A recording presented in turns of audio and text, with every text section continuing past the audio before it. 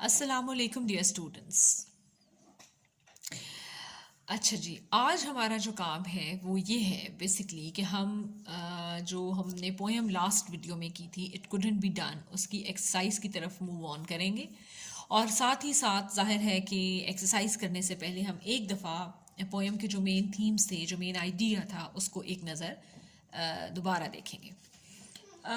Basically this poem it couldn't be done is about the fact कि बहुत से लोग जो एक मंजिल की तरफ जाना चाहते हैं, बहुत से लोग जो एक काम करना चाहते हैं, उनको बहुत से ऐसे दूसरे लोग होते हैं जो उनको उस काम से डराते हैं या रोकते हैं या उस काम के अंदर जो डेंजर इन्वॉल्व है उसके बारे में उनसे बात करते हैं। और शायद समटाइम्स वो रोकने वाली जो आवाज़ें हैं, जो डेंजर्स को इंडिकेट करने वाली आवाज़ें हैं, वो शायद हमारे अंदर से ही उठ रही होती हैं। हमें हमारे अंदर ही एक बहस चल रही होती है कि क्या जो काम मैं करने जा रही हूँ, जो मंजिल मैंने चुनी है, क्या वो आसान है, क्या मैं उस मंजिल को पा सकूँगी या नहीं।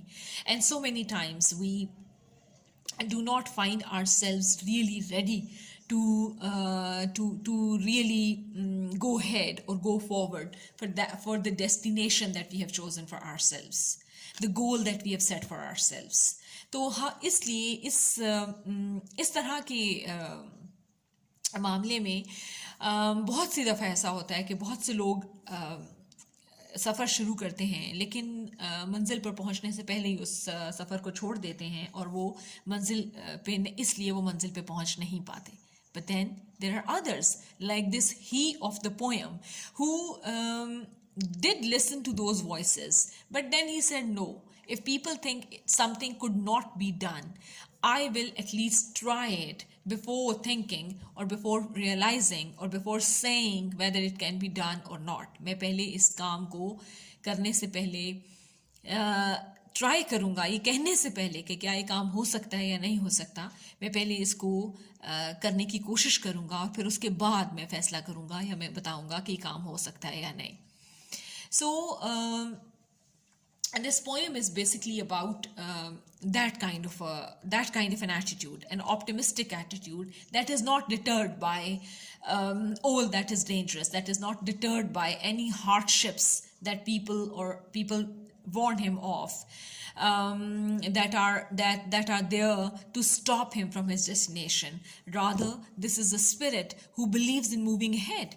एक ऐसे आदमी की कहानी है ये पोएम में एक ऐसे आदमी का जिक्र है जो ये समझता है कि सिर्फ इसलिए किसी रास्ते को छोड़ देना कि लोग ये समझते हैं कि उस रास्ते पे आप नहीं जा सकेंगे या वो रास्ता वो काम नहीं हो सकता, उस रास्ते पे नहीं जाया जा सकता, this should not be the reason to stop. तो हमने इस पोएम के अंदर एक प्रैग्मेटिक आदमी को देखा, एक प्रैक्टिकल आदमी को देखा, who believes in doing things instead of sitting back and being afraid of the dangers जो कि किसी भी काम को करने में हो सकते हैं या हाइल हो सकते हैं. तो ये जो आदमी है in the poem, the he of the poem, he believes that something is to be tried first, something is to be done first. और हमने एक जगह पर पोएम में ये भी देखा कि जब लोग बैठे ये बातें कर रहे थे कि ये नहीं हो सकता, तो वो उतनी ही देर में वो बजाय उनकी बातें सुनने के उसने बकल किया, अपने आप को रेडी किया, and he was already on the way to do that job, to do that task. तो इसका मतलब है कि the poem basically has a theme of there is a poem by Longfellow in which Longfellow says कि दुनिया उन लोगों की है, कामयाब वो लोग हैं who believe in being up and doing, जो इस बात में यकीन रखते हैं कि खड़े हो जाएं और बस काम करना शुरू कर दें. तो people who are practical, people who are pragmatic, people who are proactive, who believe in acting things out, who believe in doing things, who believe in action, not just sitting back and thinking कि ये हो सकेगा या नहीं हो सकेगा. तो basically ये है theme poem का. Now we'll move on to the exercise. जो इसकी exercise है on, like in my book it is on page 161. अच्छा, इसके अंदर जो पहली टेक्निक है ये है कि आपने पोएम को पैराफ्रेज करना है या उसको एक्सप्लेन करना है. अब पैराफ्रेजिंग एक टेक्निक है. पैराफ्रेजिंग एक टेक्निक है जिसके थ्रू आप ये देखते हैं कि ये वैसे ही है जैसे in Urdu you sometimes you must have changed verses, जो मिसरे हैं, जो इशार हैं, उनको आपने नसर में तब्दील किया होगा. बिल्कुल पैराफ्रेजिंग एक वैसी ही एक्सरसाइज है in English. What you basically do is you rewrite the given lines when you paraphrase a piece of poetry, or it can be a piece of prose. When you paraphrase, what you do is you write the same thing, you rewrite it, but in simple words, in simple English. Paraphrasing और explanation में फ़र्क है. Paraphrasing is when you rewrite a given passage, whether it be a passage of poetry or a passage of prose, when you rewrite the given passage in simpler English, in your own words, then it is paraphrasing. Explanation is completely different. और explanation में ये होता है कि आप जो main difference है paraphrasing और एक्सप्लेनेशन में वो ये है कि while you paraphrase, you do not you do not change the meaning of the given passage. जो given passage में बात की गई है वही paraphrasing में भी होगी. Secondly, paraphrasing के अंदर you do not add anything on your own. May it be your opinion about the given topic or given passage, or your disagreement with it, or your agreement with it, or even any interpretation of the given lines. यानी अगर आपने जो given lines हैं उनकी कोई interpretation है, आप समझते हैं कि इनका ये मतलब भी हो सकता है, या इनके अंदर कोई symbolism है, या इनके अंदर कोई simile है, या इनके अंदर कोई metaphor है, तो ये बात भी आपने paraphrasing में अपनी कोई opinion, अपना कोई idea आपने उसके अंदर नहीं देना. तो होता ये है कि पैराफ्रेजिंग जो है वो सिंपली वही बात जो आपके गिवन पैसेज में है उसी बात को आप करते हैं. फ़र्क सिर्फ इतना होता है कि आप उसको अपने वर्ड्स में करते हैं, आप उसको सिंपलर फॉर्म में करते हैं. उसकी जो उसके अंदर डिफ़िकल्ट वर्ड्स हैं, डिफ़िकल्ट कोई कनेक्शन है, उसको आप बस ईज आउट करते हैं, उसको ईजी कर देते हैं. इससे ज़्यादा आप कुछ भी simple it's a simpler version of what is paraphrasing. It is a simpler version of what has already been said in the paragraph or in the given passage. Explanation थोड़ी सी different होती है paraphrasing से. Explanation के अंदर आप अपने पास से भी चीज़ें ऐड कर सकते हैं. अपने पास से आप क्या ऐड कर सकते हैं? आप एलेबोरेट कर सकते हैं ऑन द गिवन आइडिया. जो गिवन आइडिया है उसको और ज़्यादा तफसील से उस पर बात कर सकते हैं. You can add interpretations to it. आप उसमें interpretations add कर सकते हैं. What are interpretations? You can say that these lines may mean this. इनका एक मतलब ये भी हो सकता है, दूसरा मतलब ये भी हो सकता है.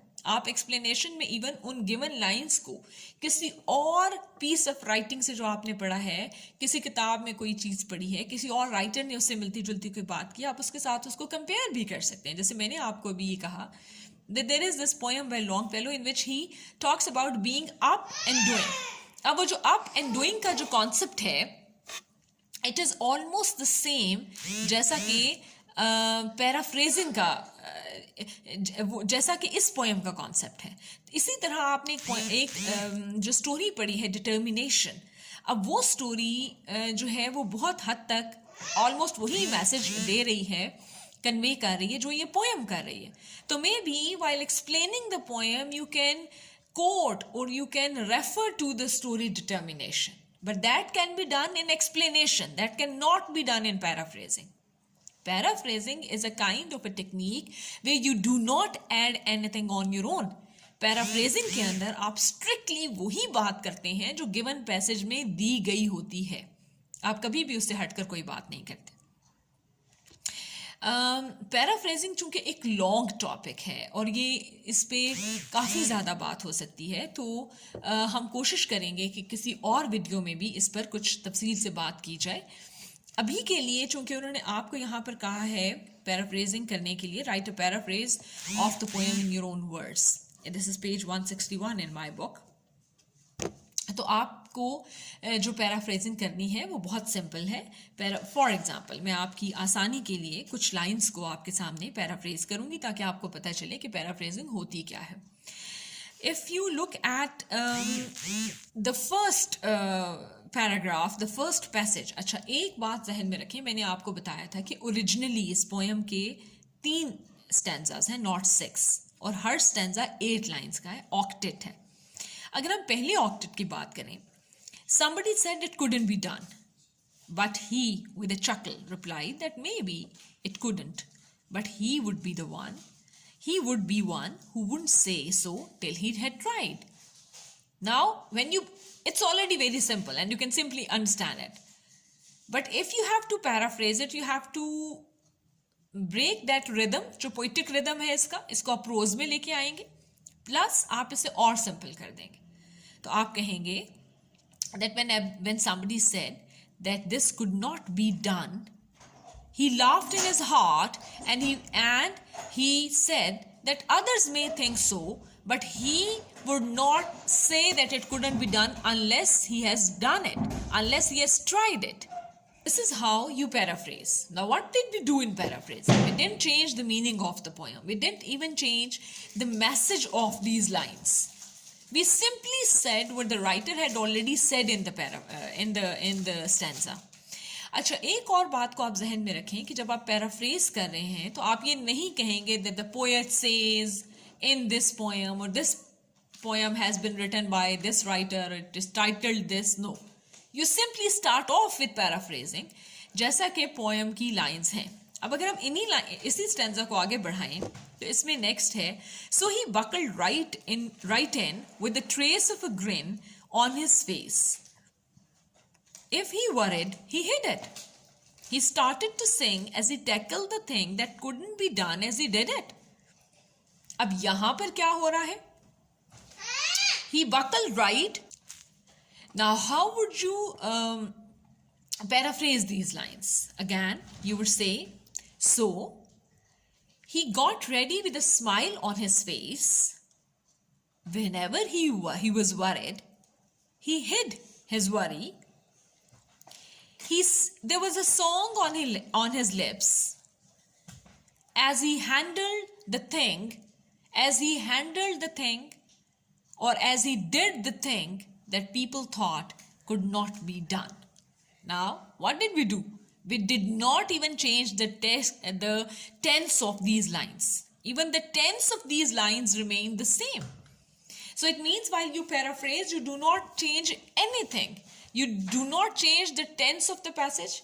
You do not change the person. आप ये भी change नहीं करते, first person, second person, third person, उसको भी आप उसी तरह रख सकते हैं जैसा कि वो उसमें है, original piece of writing में है.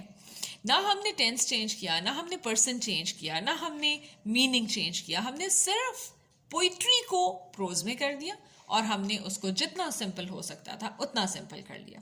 और अगर आप गौर करें तो पैराफ्रेजिंग की और पोइट्री की लेंथ में भी ज़्यादा फ़र्क नहीं.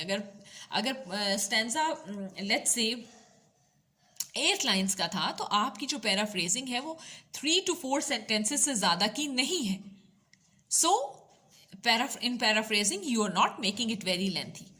अब अगर आप आ जाएं एक्सप्लेनेशन के ऊपर, तो एक्सप्लेनेशन तो एक कम्प्लीटली डिफरेंट चीज़ है. उसमें आप लेंथन आउट करते हैं, आप एलेबोरेट करते हैं, आप उसको एक एक लफ्ज़ पे गौर करते हैं. अगर उसके अंदर कोई स्टाइलिस्टिक डिवाइसेस हैं, कोई फिगर्स ऑफ स्पीच हैं, तो आप उनको डिस्कस करते हैं. सिमिलीज हैं, मेटाफर्स हैं, पर्सोनिफिकेशन है, आप उनको डिस्कस करते हैं. फिर आप उसी चीज़ में जो और अगर कोई उसकी लेट्स से कोई किसी दूसरे टेक्स्ट के साथ ये रेफरेंस के तौर पर यूज़ कर सकते हैं. एक्सप्लेनेशन के दौरान आप कह सकते हैं कि ये पोएम मुझे उस स्टोरी से मिलती जुलती लगती है या मुझे किसी और पोएम से मिलती जुलती लगती है. Way you have an authentic reference कि हाँ ये फ़लाँ राइटर की ये पोएम है and you know the real actual words of that poem, तो आप इस तरह उनको यूज़ कर सकते हैं.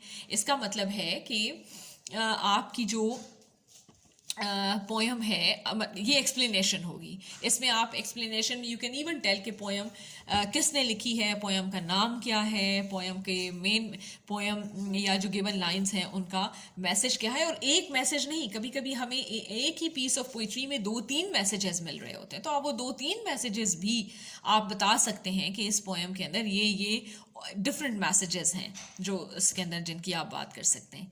तो इस तरह ये पैराफ्रेजिंग और एक्सप्लेनेशन में ये फ़र्क होता है, और यूँ पैराफ्रेजिंग और एक्सप्लेनेशन की जाती है. मैं पूरी कोशिश करूँगी that I make a separate video on how to paraphrase, और उसमें मैं कोशिश करूँगी कि मैं आपको विजुअल्स भी दिखाऊं जिसमें कि मैं आपको ये बता सकूं कि पैराफ्रेजिंग किस तरह होती है. As soon as I'll make this video, I hope most of you have subscribed to the channel.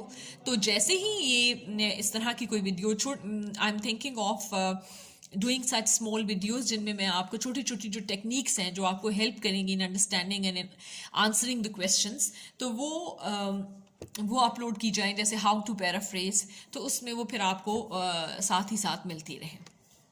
Okay, coming to the next question.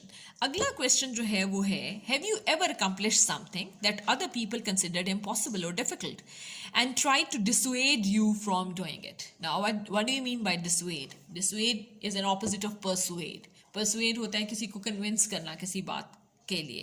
Dissuade होता है कि किसी को किसी बात से हटाना, उसको वो काम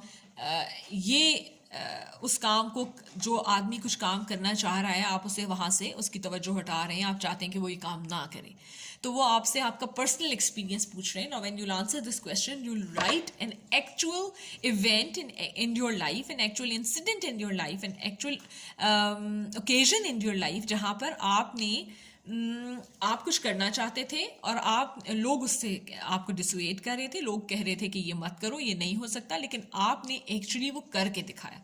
तो उसको ये चूंकि हर एक का पर्सनल एक इवेंट होगा, और आप इसको you'll not make it very long, you'll write it shortly in a page or 1 page or 1.5 page, but it will clearly tell कि क्या चीज़ें थी और लोग क्या चीज़ें थी जिनसे आपको लोग डरा रहे थे कि यूँ मत करो, ये सब्जेक्ट ना पढ़ो, इस कॉलेज में दाखिला ना लो, या इस स्कूल में दाखिला ना लो, या ये प्लान मत करो, ये सब्जेक्ट्स मत पढ़ो, ये कॉम्बिनेशंस ठीक नहीं हैं. तो और फिर आपने कैसे वो चीज़ें उनको एकम्प्लिश करके वो मार्क्स लेके दिखाए जो वो समझ रहे थे कि ये नहीं हो सकता. And many more similar ideas. The next question says, read the story determination again. If you remember, we have read the story Determination. It was about that engineer who thought कि एक ब्रिज बनना चाहिए, और उसने वो बहुत मेहनत करके वो ब्रिज बनाया, और उसके and he died during the construction of that bridge. और वो ना सिर्फ ये कि he died, even his son got very fatally injured in that accident, so much so that he could only move one finger out of all his body. He could move one finger, और उस one finger से he would write messages on his wife's arm, and she will send them to the engineers, and then in 13 years that bridge would be built, जिसके बारे में हर कोई कह रहा था कि it could not be done, it could not be built, and it was a crazy idea that such a bridge would ever be built. तो ये the name was John Roebling की स्टोरी थी ये. अब वो चाहते ये हैं कि आपने जो स्टोरी पढ़ी है, how is this story an apt demonstration of the poem it couldn't be done. Demonstration का मतलब होता है कि किसी चीज़ को एक्चुअली करके दिखाना, कोई थॉट, कोई आइडिया जिसको आप एक्चुअली करके दिखाएं, प्रैक्टिकली करके दिखाएं कि यूँ होता है. जब आप, if you are a science student, और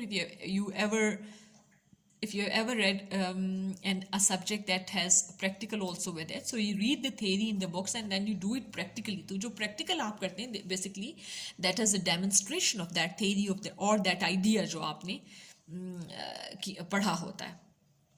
तो वही आपसे कह रहे हैं कि इस पोएम का जो मैसेज था कि बहुत से लोग कह रहे थे कि ये नहीं हो सकता है, and then he did it. और ये तो डिटर्मिनेशन स्टोरी से मिलता जुलता है. ऐसा लग रहा है कि जो मैसेज इस पोएम में दिया गया है वो डेमोन्स्ट्रेट हो रहा है, वो प्रैक्टिकली एक्ट आउट हो रहा है in the story determination.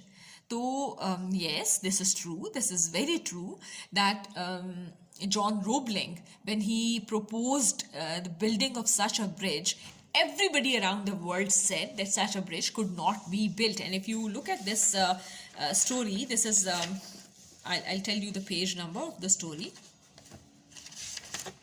This is page 123 in my book that carries the story Determination. इसमें अगर आप देखें तो यहाँ पर जब जॉन रोबलिंग ने ये कहा कि मैं ऐसा ब्रिज बनाना चाहता हूँ, तो सब लोगों ने क्या कहा कि ऐसा नहीं हो सकता. और इवन जब वो ब्रिज पे एक एक्सीडेंट हुआ और जॉन रोबलिंग मर गया और उसका बेटा हैंडीकैप हो गया, तो तब भी लोगों ने क्या कहा, crazy man and their crazy dreams. They thought that their dreams, their goal was too crazy to be carried out, और ये कि दोनों बाप बेटा बिल्कुल क्रेजी आइडियाज़ हैं इनके, and they are trying to implement them. तो लेकिन उसके बावजूद with just one finger moving, उस बंदे ने, उसके बेटे ने 13 इयर्स में वो ब्रिज बिल्ड किया, और आज तक वो ब्रिज एग्जिस्ट करता है. और वो ब्रिज खुद एक प्रैक्टिकल एग्जाम्पल है इस बात की दैट इफ मैनी पीपल से कि ये काम नहीं हो सकता. अच्छा, हम अक्सर क्या सोचते हैं कि मेजॉरिटी ये कह रही है. अगर मेजॉरिटी कह रही है तो फिर इस बात में कुछ दम है, ये बात ठीक है. We so many times think and feel and believe that majority is authority.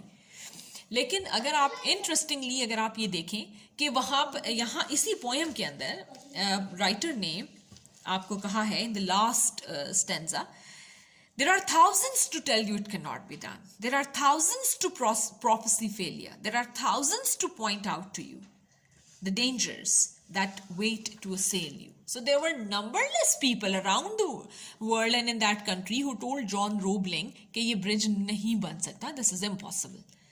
They were men of science. They had studied the same subjects and everything, the same techniques that John Roebling had studied. But then the difference was that of determination. फर्क किस चीज़ का था? उस determination का था जो John Roebling में तो था लेकिन उन लोगों में नहीं था. और रिजल्ट ये था कि जॉन रोबलिंग ने he died during the process, और उसके बेटे ने फिर वो ब्रिज बना कर दिखाया that yes, it could be done. Don't say it couldn't be done. तो ये वाकई ये जो स्टोरी है, ये एक जो मैसेज इस पोएम का है, और अगर आप इसमें आपको बहुत अच्छा हो जाए अगर आप 2-3 चीज़ें उठा लें पोएम में से और आप उन्हीं को इस स्टोरी के ऊपर रख के देखें, डिटर्मिनेशन के ऊपर, कि ये बिल्कुल पूरी उतरती है. जैसे फॉर एग्जांपल उसने ये कहा कि आई ट्राई, तो जॉन रोबलिंग ने भी ट्राई किया. फिर उसने यहाँ पर कहा कि he started to sing at the end of second stanza. He started to sing as he tackled the thing that couldn't be done and he did it. तो जॉन रोबलिंग का ख्वाब भी पूरा हो गया, उसने भी अपनी मंजिल को पा लिया. फिर जैसे अभी हमने कहा कि there are thousands to tell you it couldn't be done, ये exactly वही सिचुएशन है जब जॉन रोबलिंग ने प्रपोजल दिया अपना about the bridge, तो यही रिस्पॉन्स था लोगों का. there were thousands to tell कि ये नहीं हो सकता, there were thousands to prophecy failure, there were thousands to say कि ये possibility नहीं है, लेकिन फिर वो हुआ और बहुत अच्छे अंदाज से हुआ. ओके, नेक्स्ट क्वेश्चन आपके लिए आउट ऑफ कोर्स है. हम 6th क्वेश्चन पे आएंगे. 6th क्वेश्चन बड़ा इंटरेस्टिंग, ये एक चार्ट होता है द एंड ऑफ एवरी, ये I show this to you. ये जो है पेज 161 है इन माय बुक, और उसमें ये जो चार्ट है, this is I always find this chart very very interesting. ये चार्ट जो है इसमें क्योंकि ये कवर कर लेता है पूरी पोएम के थीमेटिक कंसर्न को भी कुछ हद तक, और स्टाइलिस्टिक को तो सारी तकरीबन तमाम का तमाम जो स्टाइलिस्टिक फीचर्स हैं, जो पोएम के स्टाइल में चीज़ें हैं, राइटिंग स्टाइल में, वो तो सारी कवर कर लेता है. तो इसमें हमारे पास थीम जो है, सबसे पहले तो उन्होंने मीनिंग या थीम पूछा, तो थीम हमने पहले भी बताया कि the theme here is that is the poem is about you can say the fact that there may be many voices, there may be many people who tell you that a thing cannot be done, the thing that you are taken up to do, they think that this cannot be done. But then if you keep on going and if you keep on trying and if you muster up courage, if you gather courage and you take the first step, then you'll be able to do it. And whether a thing can be done or not does not depend on how people think whether it can be done or not. So the message of the poem is not to be discouraged by those negative voices that are simply talking of hardships and dangers. Okay. Stanza type की जब इसमें बात आती है तो सारे stanza types दिए हैं, स्ट्रोफीज भी दिए हैं, लेकिन मैं तो आपसे यही कहूँगी कि stanza type में आप इसकी ऑक्टेव में चाहिए. ऑक्टेव जो है स्टैंजाज में सबसे एंड पे लिखा हुआ है ऑक्टेव. ऑक्टेव बेसिकली होता है स्टैंज ऑफ 8 लाइन्स. तो मैंने आपको पहले भी कहा कि ओरिजिनली इस पोएम के 8 लाइन्स के 3 स्टैंजाज हैं, तो आप इसकी स्टैंजा टाइप में ऑक्टेव को ही चेक करें। स्पीकर जो है स्पीकर जो है वो ह्यूमन स्पीकर है। ह्यूमन स्पीकर में it can be a man और a woman, it can be a poet. तो कोई ऐसी सच स्पेसिफिकेशन नहीं है। अगर आप देखें तो जो स्पीकर है वो मैंने आपको उस दिन भी बताया था कि इसमें राइटर ने बहुत सी चीज़ें इनडायरेक्टली कही हैं। वो ये नहीं, उसने कहा समबडी समवन सेड, फिर वो कहता है it could not be done. उसने नाम नहीं दिए लोगों को, चीज़ों को, क्योंकि ताकि हम जनरलाइज कर सकें, ताकि हम ये सोच सकें कि ये चीज़ें ये कुछ कोई भी लोग हो सकते हैं, कोई भी सिचुएशन हो सकती है, कोई ख़ास एक सिचुएशन की बात नहीं, किसी भी सिचुएशन में ऐसी बातें हो सकती हैं। साउंड में राइम पे आ जाइए। राइम जो है, चूंकि ये 8 लाइन्स के स्टैंजाज हैं, तो राइम स्कीम जो मेंटेन हुई है स्टैंजाज में वो A B C D है। So this is the rhyme of the poem. और अगर आप एक चीज़ नोटिस करें राइम के अंदर ही, तो आप देखेंगे कि ये जो इट है, ये मुख्तलिफ जगहों पर सिक्स्थ और 8th लाइन में इट की रेपिटेशन हुई है, क्योंकि इट कुडंट बी डन जो है वो टाइटल था, तो टाइटल के साथ भी थोड़ा सा रेवरब्रेट कर रहा है। अच्छा, फिर आपके पास एलिटरेशन आ गई। अच्छा, एलिटरेशन जो है, मैंने बहुत दफ़ा आप लोगों को पहले भी बताया है कि एलिटरेशन जो है बेसिकली वो is a repetition of a sound. कोई भी साउंड जो करीब करीब एक ही फ्रेज़ में, एक ही लाइन में अगर कोई साउंड एक से ज़्यादा दफ़ा या 2 से ज़्यादा दफ़ा रिपीट होती है, तो वो आपके कान, actually it's a part of rhythm, आपके कान पिकअप कर लेते हैं, उस साउंड को पिक आउट कर लेते हैं कि ये रिपीट हुई है। और अगर वो साउंड कॉन्सोनेंट लेटर्स की हो तो कॉन्सोनेंट्स कहलाती है, अगर वॉल्स की हो तो एसोनेंट्स कहलाती है। तो this is what alliteration is. मैंने एक दो एग्जांपल्स इसकी पॉइंट आउट की हैं, आप भी देख लीजिए।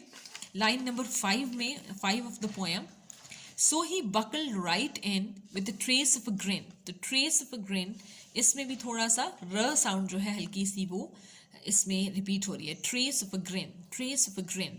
तो ये जो और उससे पहले राइट भी आ चुका है, buckle right in with the trace of a grin, तो इसमें थोड़ा सा र साउंड जो है वो हो रही है, रिपीट हो रही है। फिर इसी तरह लाइन नंबर 7 में somebody's लाइन नंबर 7 में 5 6 7 yes sorry this is line number 8. line number 8 में he started to sing, इसमें स साउंड जो है वो रिपीट हो रही है। started to sing।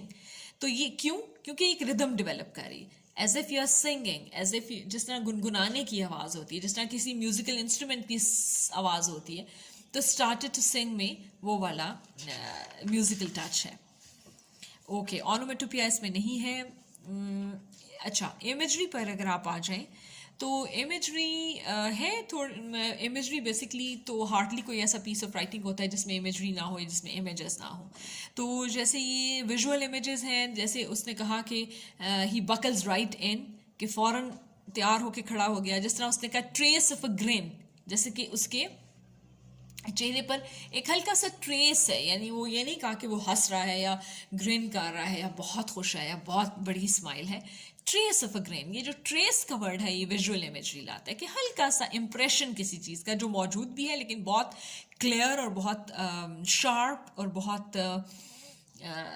बहुत ही, यानी आप कह लें कि बहुत क्लियर नहीं है, बहुत डार्क शार्प कंसिडरेबल नहीं है, लेकिन है भी, मौजूद है। तो that trace of a grain जो है वो that is a visual image, कि किस तरह किसी चीज़ की झलक सी, किसी चीज़ का ट्रेस सा नज़र आता है। So that is visual imagery. तो he buckles right in with the trace of a grain, तो ये एक आप के लिए विजुअल इमेजरी है। फिर अगर आप पोएम में देखें तो सिमिलीज आपको नहीं मिलती, मेटाफर्स आपको नहीं मिलते, इम्प्लाइड मेटाफर्स आपको नहीं मिलते। आप ये कह सकते हैं कि जिसमें इट है, it could not be done, ये it can be generalized to anything, to any task, किसी भी टास्क के लिए इसको जनरलाइज किया जा सकता है इस इट को।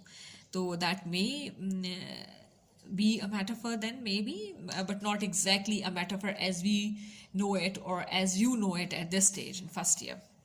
Or there are hardly any other devices that are used. I mean, there are many devices in a piece of poetry that can be traced and that can be taken out, but I had to keep in mind that since I was dealing with first year students, we are not, and since we are not doing it for English advanced, we are doing it for compulsory English. So हमने जो कुछ devices होती हैं very well known, हम उन्हीं के लिए जाएंगे, जैसे पर्सोनिफिकेशन है, ऑनोमेटोपिया है, मेटाफर्स हैं, सिमिलीज हैं, इस तरह. अच्छा जी, अब इसमें एक छोटी सी एक्सरसाइज एन पे भी दी हुई है और उसको मैं थोड़ा सा आपको करवाऊंगी, सिर्फ ये बताने के लिए कि एडजेक्टिव फ्रेजेस क्या होते हैं. एडजेक्टिव आप सब जानते हैं क्या होता है. एडजेक्टिव कोई भी ऐसा वर्ड है जो नाउन को क्वालिफाई करता है, जो उसकी क्वालिटी के बारे में बताता है. तो एडजेक्टिव फ्रेजेस क्या होते हैं, कभी कभी जो जैसे for example Ali is tall. Now tall is an adjective, लेकिन व्हेन यू से अली इज वेरी टॉल, तो वेरी टॉल जो है this becomes an adjective phrase. Phrase जो है it is a combination of more than one word, 2 or more words जो है उनकी वो कॉम्बिनेशन फ्रेज होता है. तो आपने इसके अंदर क्या करना होता है. एडजेक्टिव फ्रेज क्या होती है. एडजेक्टिव फ्रेज वो होती है जब एडजेक्टिव के साथ ही कोई आप एक और एक्स्ट्रा वर्ड भी लगाओ and it becomes a phrase. जैसे फॉर एग्जांपल फर्स्ट सेंटेंस में that wasn't very sensible, was it? तो very sensible is an adjective phrase. In the second sentence, exercise is very good for you. Very good is an adjective, while very good is an adjective phrase. We knew we were totally lost. Now lost is adjective, but totally lost is adjective phrase. She is absolutely impervious to criticism. Now, impervious is an adjective, but when you say absolutely impervious, तो ये adjective phrase है. The trees were completely covered. Completely covered is an adjective phrase. We are very proud of our children. Very proud is adjective phrase. I'm really surprised at your behavior. Really surprised is adjective phrase. How on earth can you be feeling so calm about all this? So calm is adjective phrase. Calm is adjective, while so calm is adjective phrase. There is an extremely small risk of contamination. Small is an adjective, while extremely small is an adjective phrase. We were utterly exhausted. Now, exhausted is an adjective, while utterly exhausted is adjective phrase. So this is how you take out the adjective phrases, and this is how you understand the difference between an adjective that is one word and the adjective phrase that is a combination of more than one words, and but where you are focusing the adjective only. So this is how you take it out. So this was all for the poem. आप इसको अच्छी तरह पढ़ें. इसमें अच्छा, जो अब आप लोगों ने खुद जो ऑन योर ओन काम करना है वो ये है कि इसमें एडजेक्टिव के फंक्शंस, एडजेक्टिव फ्रेजेस क्या होते हैं, एडजेक्टिवल फ्रेजेस क्या होते हैं, एडजेक्टिव फ्रेज क्या होता है, एडजेक्टिवल फ्रेजेस क्या होते हैं, और यानी लेक्सिकल एस्पेक्ट्स ऑफ ग्रामर इसमें बताए हैं पेज 162 से लेकर और 166 तक, और फिर 166 पे 2 एक्सरसाइजेस हैं जिनमें से एक मैंने आपके साथ कर ली है, एक एक्सरसाइज और भी है. अब आपका काम ये है कि आप पोएम को अच्छी तरह पढ़ें, आप उसके मीनिंग्स को फाइंड आउट करें, आप उसके जो हमने क्वेश्चंस किए हैं उनको आप खुद राइट डाउन करें अपने पर्पसेस के लिए, अपने एग्जाम्स के लिए. जो हमने पैराफ्रेजिंग को डिस्कस किया है, और अभी हम और भी, मैंने आपसे कहा कि I try to make some more videos on paraphrasing, तो वो पैराफ्रेजिंग की जो टेक्निक है उसको यूज़ करते वक्त आप पैराफ्रेजिंग भी करें इस पोएम की, और एटलीस्ट उसके एक स्टैंजा की अगर आप कर सकें तो पूरी पोएम की कर लें. और उसके बाद आप कि जो सारे ग्रामर से रिलेटेड पेजेस हैं इनको पढ़ें, और साथ ही साथ you should be able to do the exercise. ये जो हमने अभी एडजेक्टिव फ्रेजेस की एक्सरसाइज की है, you should know how we have done it, and even if they change the sentences in your exam, if these are not the sentences you get and there are some other similar sentences, so you should be able to handle them. और साथ ही साथ एक जो exercise B है जहाँ पर आपने कॉम्प्लीमेंट्स भी फाइंड करने हैं वो भी करें. फिर एक एक्सरसाइज सी है, एक्सरसाइज सी के अंदर आपने you have to underline the adjectival phrases and the sentences and hyphens where necessary, because sometimes हम इसी पेज के 166 के शुरू में अगर आप देखें तो उन्होंने आपको हाइफन वो छोटी सी लाइन होती है जो आप दो लफ्ज़ों के बीच में डालते हैं, लेकिन जब आप हाइफन डाल लेती हैं तो एक ही वर्ड बन जाता है. It is considered one word not 2 words. तो जैसे बेस्ट, इसी पेज पे 166 के शुरू में best loved, ill conceived, fast acting, little known, ये उन्होंने हाइफिनेटेड एडजेक्टिव्स बनाए हैं, तो यही उन्होंने आपसे नीचे कहा है कि एडजेक्टिवल फ्रेजेस फाइंड आउट करें and you have to add hyphen where necessary. I hope you are able to do this exercise. Please listen to the whole video and see what you can get out of it. I'll see you again in another video. Thank you very much.